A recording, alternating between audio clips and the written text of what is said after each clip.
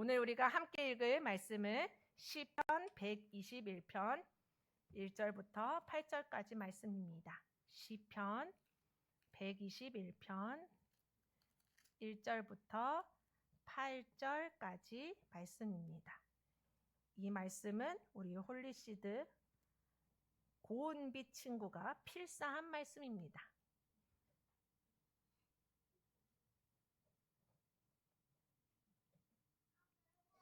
그래서 룻기가 끝나고 무슨 말씀으로 설교를 할까 고민을 하다가 우리 은비 씨가 필사한 121편을 가지고 설교를 해야겠다 생각하고 은비 씨를 위해서 이 말씀을 준비를 하다가 우리 성도들에게 너무 큰 은혜가 될 것 같아서 자신 있게 들고 나왔습니다.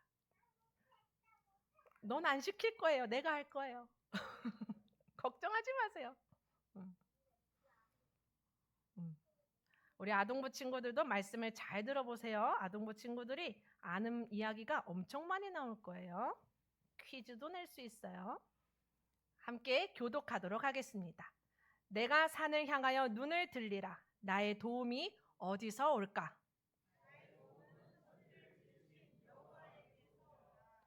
여호와께서 너를 실족하지 아니하게 하시며 너를 지키시는 이가 졸지 아니하시리로다.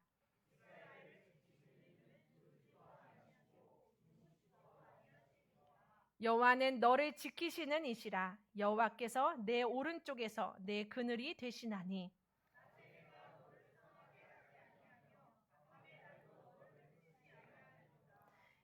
여호와께서 너를 지켜 모든 환난을 면하게 하시며 또 내 영혼을 지키시리로다.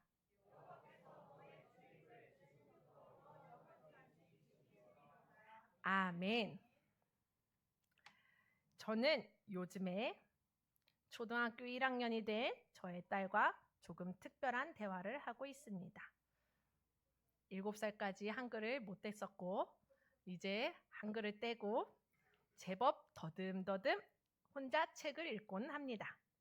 국어 시간에 동시를 배우고 있나 봅니다.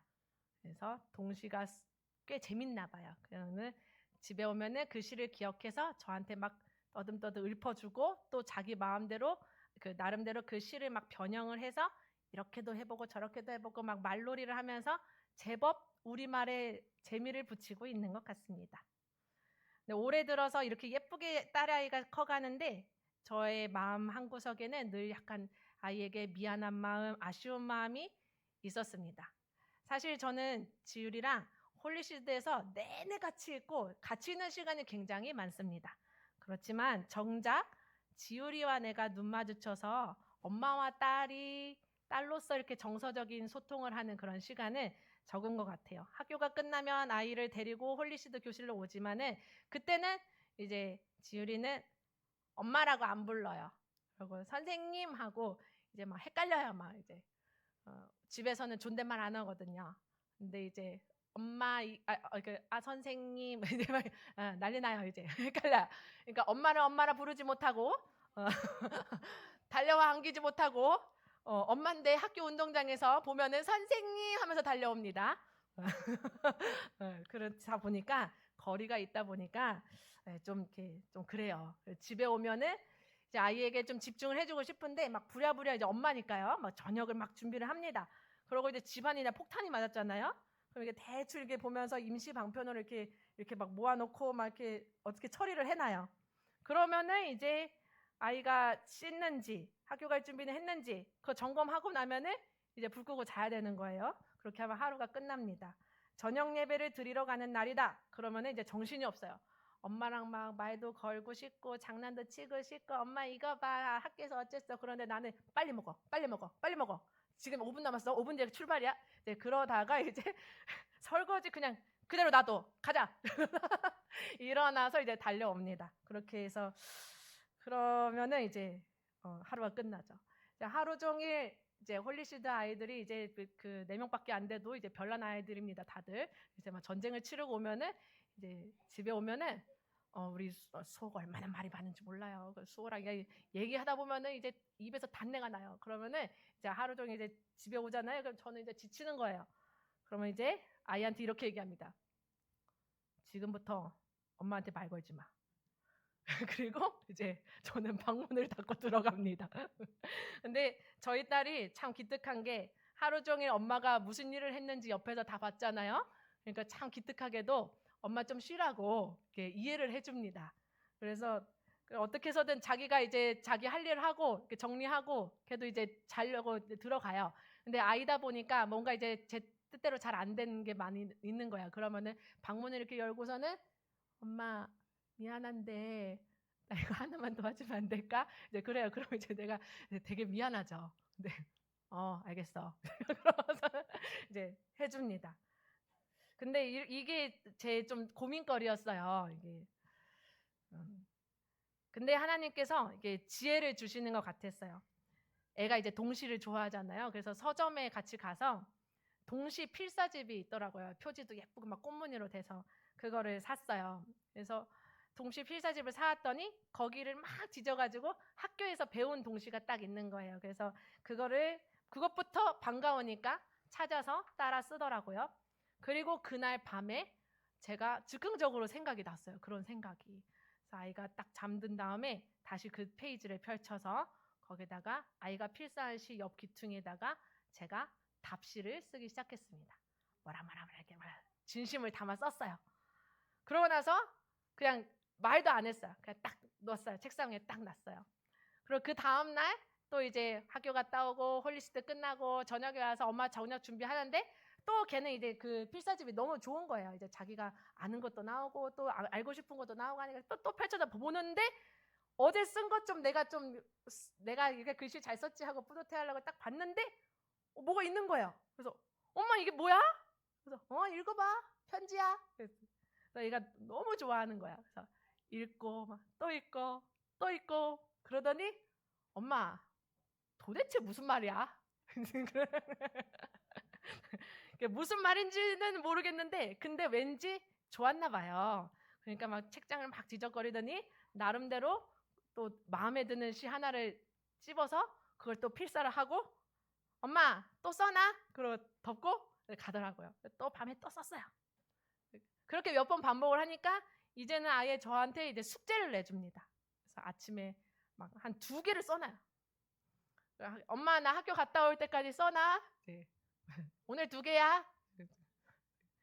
이제 아이의 필요를 채우려고 이제 지율이도 홀리시드잖아요. 그러니까 지율이의 필요를 채우고 잘 키우려고 애써서 녹초가 되도록 일을 하는데 아이의 마음은 정작 들여다볼 여유가 없어서 고민이었는데 시를 통해서 동시를 통해서 조금이나마 오늘 아이의 마음을 살짝 훔쳐볼 수 있는 시간이 아니었나 저에게는. 그리고 또 아이는 또 그 시를 통해서 다 알아듣지는 못하지만 엄마의 마음을 조금은 고민해보고 생각해보고 짐작해보는 시간이었던 것 같습니다. 그래서 이렇게 동시를 통해서 좀 엄마와 아이가 마음을 공유하고 서로의 마음을 엿보는 그런 기회가 될 것 같고 나중에 우리 지율이가 시집갈 때도 이걸 가져가지 않을까 이런 생각도 들었습니다. 시인의 딸이자 서울대 교수인 남인혜 교수는 그가 쓴 책 남인혜의 다시 만난 국어에서 국어가 어려운 어른들을 위해서 이렇게 도움글을 줍니다. 세상에 대해서 배우고 싶다면 세상을 여러 인생을 살아보고 싶다면 소설을 읽으세요. 세상을 살아가는 태도를 엿보고 싶다면 에세이를 읽으세요. 과거의 이야기를 배움으로 현재를 조망하고 싶다면 역사책을 읽으세요. 세상이 어떻게 돌아가는지 그 원리를 알고 싶다면 사회과학책, 자연과학책 이렇게 실용서적을 읽으세요. 그리고 자기의 마음을 읽고 싶다면 시를 읽으세요. 라고 소개를 합니다. 왜냐하면 우리는 생각보다 자기의 마음에 대해서 잘 모르기 때문입니다. 그런데 어느 날 시의 한 귀퉁이를 읽으면 이런 경험을 하게 됩니다. 내가 느끼던 마음이 바로 이 마음이었어. 내가 지금 무슨 마음이었는지 몰랐는데 맞아. 이게 바로 지금 딱 내 마음이야. 시인이 어떻게 내 마음을 알았지? 마치 시인이 내 마음을 알고 미리 써놓은 것 같습니다. 남인혜 교수는 이 책에서도 독서라는 그 행위 자체에 대해서 설명을 하는데 저자와 대화하는 것이다 라고 합니다. 그래서 이 저자가 그 평생의 인생을 거쳐서 살아오면서 배웠던 그 지식을 그 저자와 긴밀하게 대화하면서 그 사람의 인생을 통째로 배울 수 있으니 얼마나 좋은 것이냐, 이렇게 독서를 강조하는데, 이런 관점에서 본다면 어쩌면 시야말로 이 남인의 교수가 말하는 독서의 본질에 가까운 것 같습니다. 아무도 몰라주었던, 심지어 나도 몰라주었던 내 마음을 시인이 알아주고 공감해주고 또 같은 편이 되어주니까 이게 바로 독서의 본질이 아닌가 하는 생각이 듭니다. 그런 의미에서 성경을 다시 한번 생각해 봅니다. 오늘 목사님 말씀에서도 이야기를 했는데, 하나님께서는 우리에게 일반 은총, 일반 계시를 허락하시고 특별 은총, 특별 계시를 허락하셨습니다. 하나님께서는 인간에게 말을 걸기를 원하십니다. 자기 자신에 대해서 계속 소개해 주시기를 원하십니다.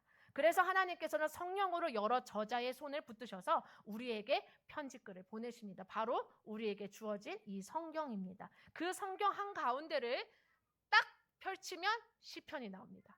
성경의 한가운데 있어요. 가장 많은 분량을 차지합니다. 150편의 시가 모음집으로 있습니다. 왜 하나님은 성경의 중심에 시편을 두셨을까요? 왜 하나님은 교리만 말씀하시지 않았을까요? 왜? 교리가 제일 중요하잖아요. 우리가 믿는 것이 무엇인지 딱 설명이 나오고 명쾌하게.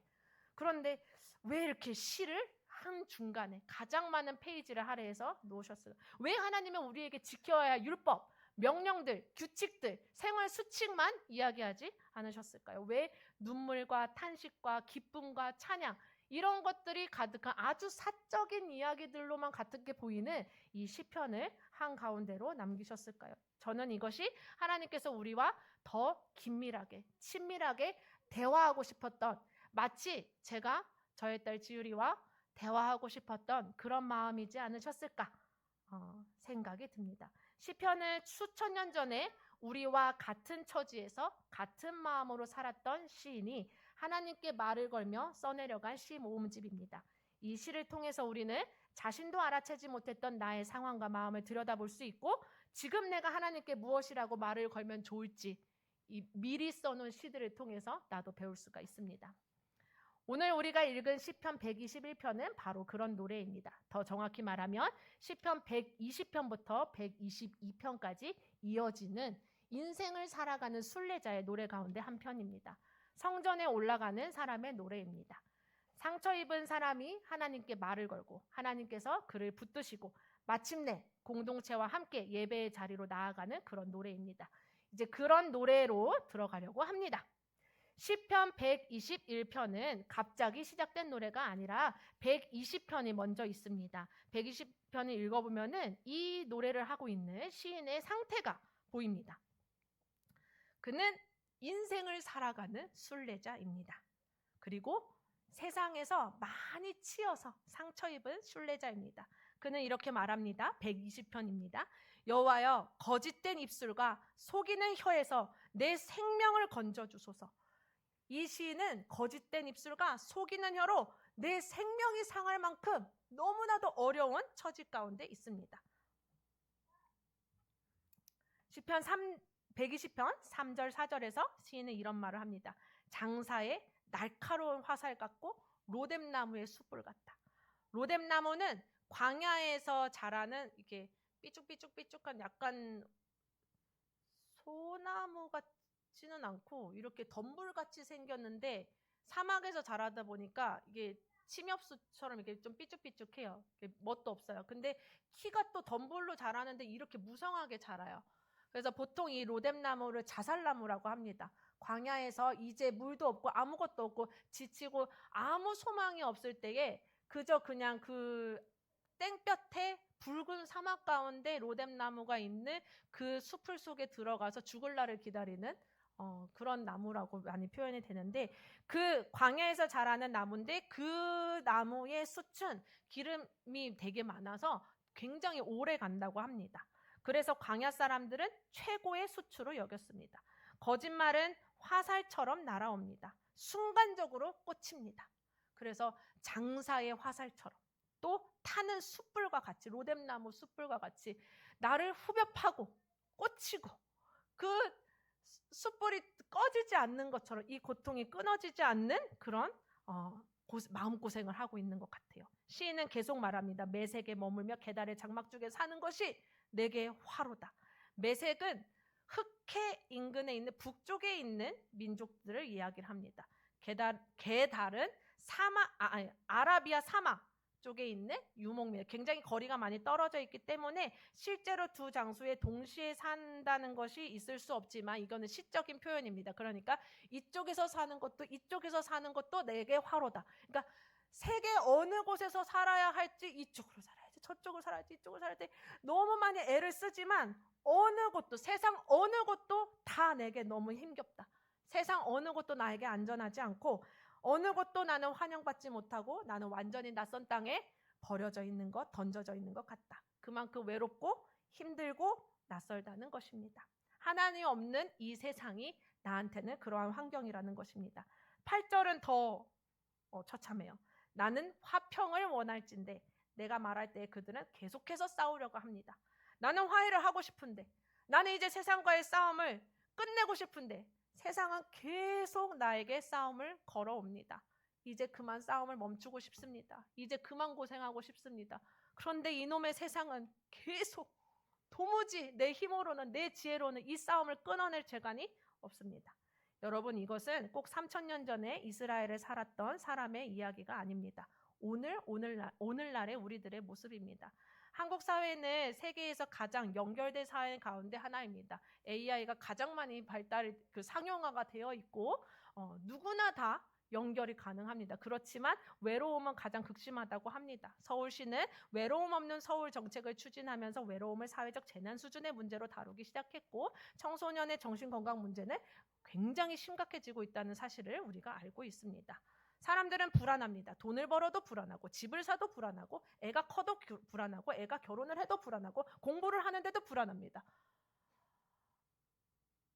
입시 제도가 진짜 희한하더라고요. 우리 경은이랑 대화를 하면은 아이고 너무 힘들겠다 싶어요. 그 고등학교 1학년을 재수를 하는 애들이 있다는 기사를 봤어요. 고등학교 1학년에 들어가서 1학년 중간고사 때 2등급이 뜨면 자퇴를 하는 거예요. 그러고 열심히 공부를 해서 그 다음 해에 재입학을 하는 거예요. 그래서 내신을 리셋을 하는 거죠. 1등급을 하나라도 놓치면 이제 망하니까 완벽하게 학생부를 준비를 해야 돼. 우리 애들 너무 피곤한 인생을 살아요. 조금이라도 삐끗하면 안 되는 삶을 살아야 돼요. 그거 아니잖아요. 근데 그렇게 살게 사회 구조가 되어져 버렸습니다. 공부를 해도 불안합니다. 그리고 AI 시대 때는 공부를 잘한다고 해서 내 인생이 그렇게 보장되는 게 아니에요. 대학을 잘 나온다고 해서 이게 내가 먹고 살 수 있을까? 솔직히 물음표입니다. 그렇죠? 그래서 기술은 발전하는데 이 기술을 쫓아갈 수 있을까? 내가 살아남을 수 있을까? 더 불안합니다. 시편 120편의 순례자는 바로 그런 자리에서 출발합니다. 그리고 마침내 이제 이 상황이 아니라 눈을 들어서 산을 향하여 봅니다. 이제 시편 121편입니다. 순례자는 여전히 같은 사람입니다. 같은 상황입니다. 120편에서 울고 있는 그 사람입니다. 거짓된 입술 때문에 상처 입은 사람입니다. 화평을 원하지만 이제 더 이상 세상에서 자유를 원하고 세상과 싸우고 싶지 않지만 도무지 이 싸움에서 홀로 벗어날 수가 없어서 지친 사람입니다. 낯선 땅에 던져져 있는 것 같고 외롭고 힘들고 이런 사람입니다. 그런데 그 사람이 이제 산을 향하여 눈을 듭니다. 이 장면을 그냥 굉장히 시적으로 낭만적으로 읽으면 안 되고 현실적으로 읽을 필요가 있습니다. 우리는 이 롯데캐슬에서 여기 교회까지 오는데도 차를 타고 옵니다. 그리고 여기 지금 에어컨 빵빵하게 나오죠. 그래서 하나도 힘 안 들이고 예배 드려요. 그렇죠. 말씀이 너무 좋으면 푹 자고 일어나고 되게 좋아요. 그렇죠. 그래서 기도가 잘 되면은 꿀잠 자고 일어나고. 그렇죠. 너무 좋은 데서 예배를 드려요. 그런데 이때 당시의 순례자가 산을 보고 이제 그 예루살렘 성전으로 올라가는 것을 생각해 봐야 돼요. 예루살렘은 해발 약 한 800m 정도 되는 산꼭대기, 이스라엘의 그 땅에서 가장 높은 곳에 있습니다. 이스라엘의 땅에서 어느 땅에 있어도 다 올라가는 방향에 있는 거예요. 그래서 성경은 늘 예루살렘에 올라간다, 예배하러 올라간다, 성전에 올라간다 이렇게 표현을 합니다. 갈릴리에서 오든지 요단강 계곡에서 오든지 광야에서 오든지 예루살렘은 다 산에 있습니다. 순례자는 그 산을 바라봅니다. 멀리 산등성이가 보입니다. 저기 하나님이 계신 곳, 저기 내가 예배 드릴 곳, 저기 나의 도움이 있다 라고 얘기합니다. 산을 보고 얘기합니다. 나의 도움이 어디서 올까? 그리고 스스로 대답합니다. 나의 도움은 천지를 지으신 여호와께로부터 옵니다. 사실 이 질문은 모든 인간이 살아가면서 평생 동안 묻는 질문입니다. 나를 살릴 것은 무엇인가? 내 인생을 지켜줄 것은 무엇인가? 내 아이를 지켜줄 것은 무엇인가? 내 미래를 보장해 줄 것은 무엇인가? 나는 지금 무엇에 투자를 해야 되고, 무엇을 대비해야 되고, 무엇을 준비해야 하는가? 이것은 우리 인간의 평생 숙제입니다. 고대 농경사의 사람들은 태양을 보았습니다. 비를 보았습니다. 풍요를 보았습니다. 그리고 그것들을 신으로 만들었습니다. 바알 신이 생겼고 아세라 신이 생겼습니다. 사람들은 두려워하는 것을 신으로 만들고 동시에 원하는 것을 신으로 만듭니다. 오늘날의 우상들은 훨씬 더 세련돼졌습니다. 과학기술이 우리의 신입니다. 투자가 우리의 신입니다. 부동산이 신입니다. 학벌이 신입니다. 인맥이 신입니다. 자기 개발의 신입니다. 건강이 신입니다. 심지어 종교적인 성공까지도 우리의 우상이 될 수가 있습니다. 그러나 이 시편 기자는 묻습니다. 정말로 그것이 너를 지켜줄 수 있느냐? 진짜 그것이 너의 평생을 지켜줄 수 있느냐? 아니요. 그것 쫓아서 살아갔지만 그것은 우리를 찌르는 화살 같고 타는 숯불과 같이 고통에 고통을 더할 뿐입니다.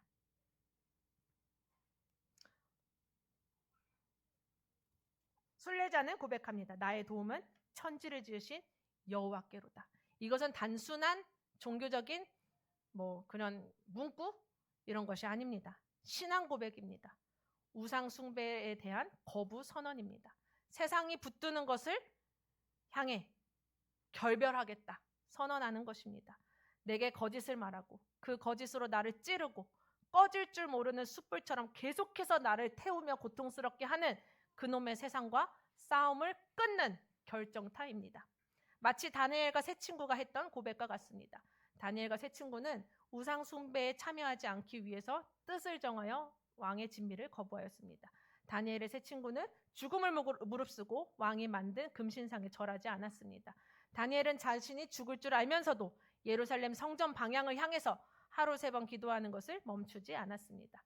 그리고 그들을 하나님께서 어떻게 지키셨는지 우리는 이미 알고 있습니다. 머리털 한 끗도 불에 그을리지도 않았고 타는 냄새가 나지도 않았고 사자들의 입을 막아서 다니엘의 생명을 지켜주신 것을 우리는 알고 있습니다.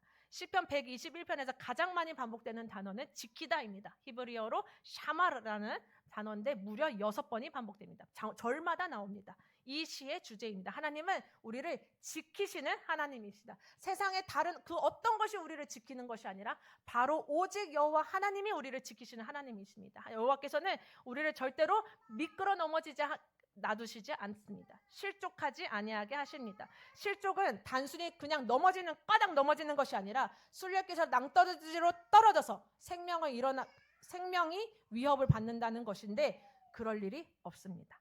여러분, 누가 우리를 실족하게 하는지 기억해 봅시다. 하나님께서는 절대 우리를 실족해 하지 않으십니다. 우리에게 거짓을 말하는 세상, 우상, 이것들이 우리를 실족해 합니다. 그거 붙들면 될 줄 알았는데 넘어집니다. 이스라엘을 지키시는 이는 졸지도 않고 주무시지도 않습니다. 고대 근동의 신들은 다 잔다고 주무신다고 여겨졌습니다. 그래서 엘리야가 바알 신과 아세라 신들과 싸울 때에 응답하는 것이 없자 이렇게 얘기합니다. 너희들의 신이 자고 있나 보다. 엘리야가 그렇게 얘기를 합니다. 그러니까 다른 세상의 것들은 다 잡니다.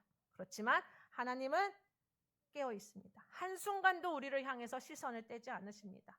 우리가 잠들어 있을 때도, 우리가 직장에서 일을 하고 있을 때도, 비행기 타고 있을 때도, 시험 치르고 있을 때도, 수술실에 들어가고 있을 때도, 내가 슬픔에 젖어 울고 있을 때에도 하나님은 졸지 않으십니다. 여호와는 우리의 오른쪽에서 우리의 그늘이 되어주십니다. 고대에서는 전쟁을 치를 때 왼손에 방패를, 오른손에 칼을 들고 싸웠죠. 왼쪽으로 막는 거예요. 그리고 오른쪽은 없어요. 그래서 오른쪽에서 하나님이 지켜주십니다. 가장 약한 부분을 하나님께서는 지켜주신다는 뜻입니다.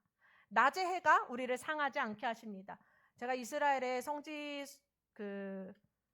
저희 학교에서는 성지 순례라고 안 하고 뭐라 그랬더라?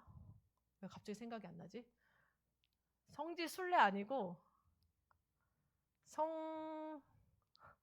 뭐지? 성지 답사. 네, 맞아요. 성지 답사라 그래요. 그러니까 공부하러 간다. 이제 그런 뜻이에요. 이제 가서 공부를 엄청 시켜요. 근데요, 식중독 걸려서 죽는 줄 알았어요.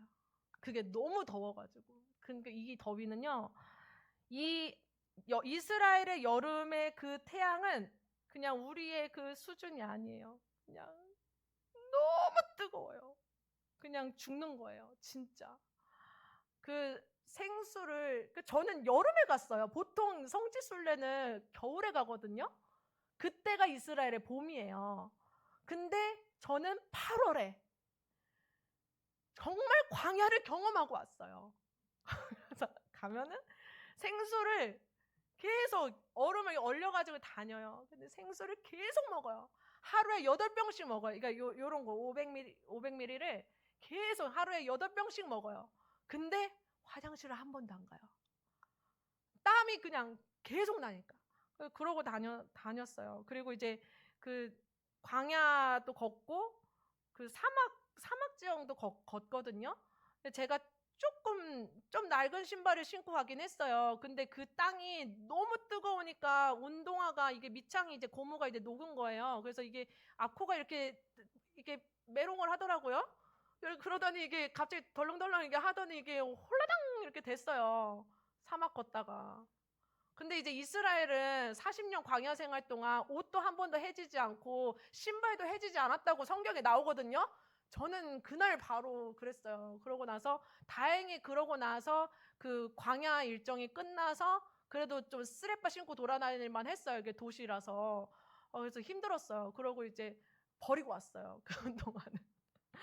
진짜 힘들어요. 그리고 제가 그 사막에서 저는 거기서 글램핑을 했어요. 엄청난 그 고급 캠핑장이었거든요. 그 붉은 사막 한가운데에 캠핑장이 있어요. 거기 수영장도 있고요. 그 샤워 시설 다 돼 있고 그 캐빈들이 쫙 있어가지고 그 안에서 이렇게 들어가서 자면은 저는 평생에 하늘에 이렇게 별이 진짜 쏟아지는 거예요. 너무 멋있었어요. 그런데 그냥 캠핑장이니까 그렇죠. 근데 이제 그게 없다고 생각해 보세요. 벌판에 달빛 하나 짠 있는 상태의 그 공포는 어마어마한 거예요.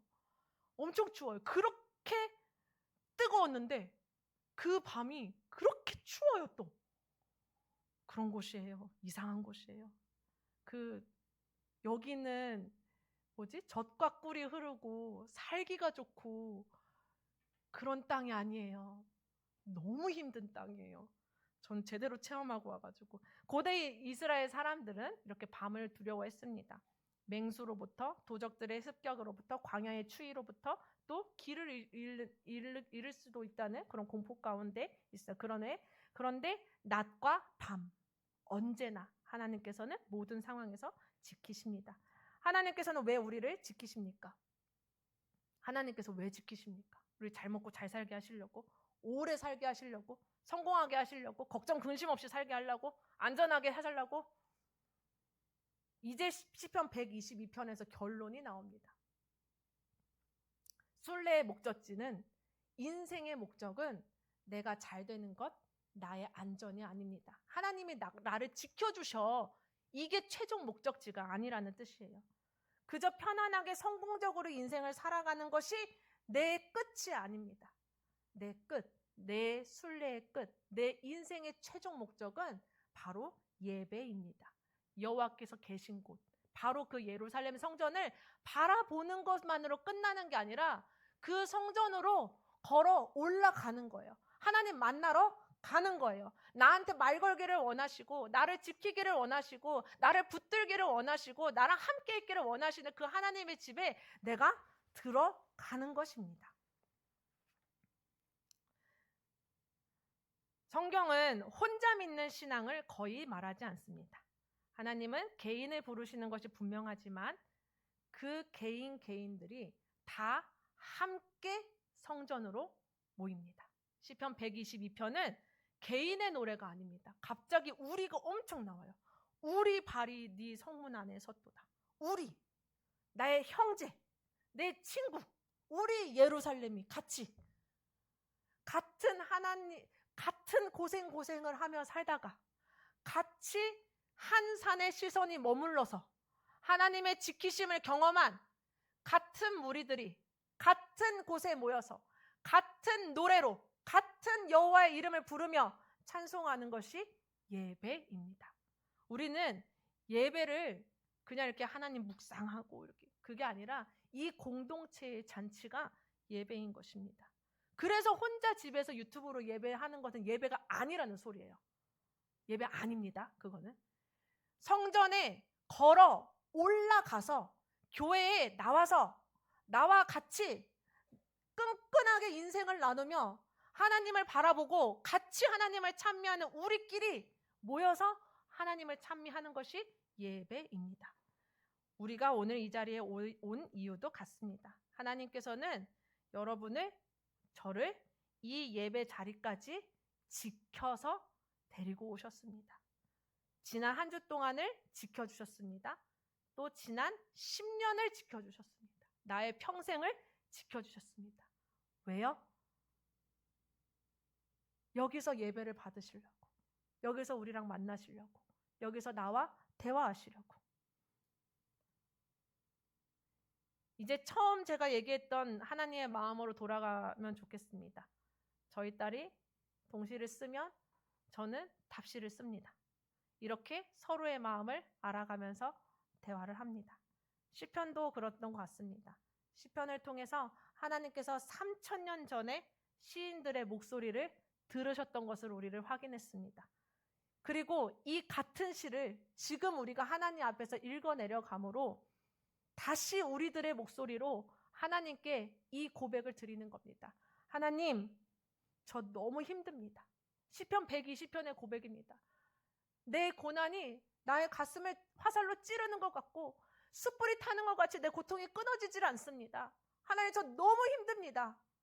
하나님이 이 자리에서 답하시는 거예요. 나는 네가 얼마나 힘든지 안단다. 그리고 또 우리는 이렇게 얘기를 합니다. 하나님, 나의 도움은 다른 그 어떤 것도 아니고 오직 천지를 지으신, 나를 만드신, 날 위해서 독생자 예수님을 보내신, 지금도 나를 붙드시고 졸지도 않으시고 교회를 통해서 나를 지키시고 이끄시는 그 하나님으로부터 나의 도움이 옴을 믿습니다. 하나님은 답하십니다. 그래, 내가 너를 끝까지 지켜줄게. 영원토록 지켜줄게. 또 이렇게 얘기합니다. 자, 이제 우리가 함께 예배하러 가자. 함께 예배하러 성전에 올라가자. 하나님 말씀하시면 내게 예배하는 것을 사랑하는 모든 자들에게, 내가 좋아서 이곳에서 날 만나러 온 너희들에게 내가 항상 평안해 줄 것이고 항상 너의 길을 형통케 할 것이다. 우리는 여전히 매색과 같은 세상에 삽니다. 계달 같은 장막에 삽니다. 거짓과 경쟁과 불안이 우리를 온통 사로잡고 있습니다. 그렇지만 우리는 이 한가운데에서 눈을 들어 하나님을 바라볼 수 있습니다. 사랑하는 성도 여러분, 이번 한 주간도 많은 것들이 우리를 괴롭힐 것입니다. 돈을 의지해야 되나, 능력을 의지해야 되나, 사람을 의지해야 되나, 기술을 쫓아야 되나, 건강을 조금 더 챙겨야 될 것 같은데, 그렇지만 계속 묻습니다. 진짜 그것이 너를 지켜줄 수 있는가?